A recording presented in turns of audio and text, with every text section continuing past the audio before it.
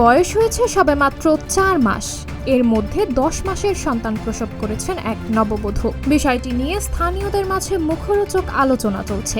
ঘটনাটি ঘটেছে হাজীগঞ্জের কালোচু দক্ষিণ ইউনিয়নের সাকচিপাড়া নাজিমউদ্দিন ব্যাপারীর বাড়িতে। জানা যায়, ওই বাড়ির এক যুবতীর সাথে 4 মাস আগে পারিবারিকভাবে বিয়ে হয় পাশের বাকিলা ইউনিয়নের রাধাসার গ্রামের এক যুবকের। বিয়ের পর ওই নববধূ কিছুদিন স্বামীর বাড়িতে থাকার পর বাবার বাড়িতে চলে যায়। সেখানে গত 30 এপ্রিল তার পেট ব্যথা দেখা দিলে হাজীগঞ্জের একটি বেসরকারি হাসপাতালে ভর্তি করা হয়। সেখানে 1 মে ডেলিভারির মাধ্যমে কন্যা সন্তান প্রসব করেন তিনি। হাসপাতাল থেকে নববধূ তার সন্তান নিয়ে বাবার বাড়িতে গেলে চারদিকে কানাঘুষা শুরু হলে এক কান দোকান করে পুরো গ্রাম ছড়িয়ে যায়। স্বামীর বাড়িতেও খবর চলে যায়। ওই নববধূর বোন বলেন, তার স্বামী কাউসার যৌতুকের দাবিতে তাকে অত্যাচার করত। এই ঘটনায় মামলা চলমান রয়েছে।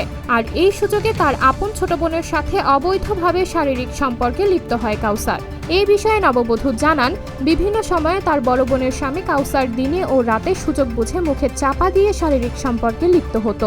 এখন এই ঘটনার কারণে যদি স্বামী তাকে না নেয় তাহলে সে ছাড়াছাড়ি মেনে নিবে। সাবরিনা জলিল, সবার কথা।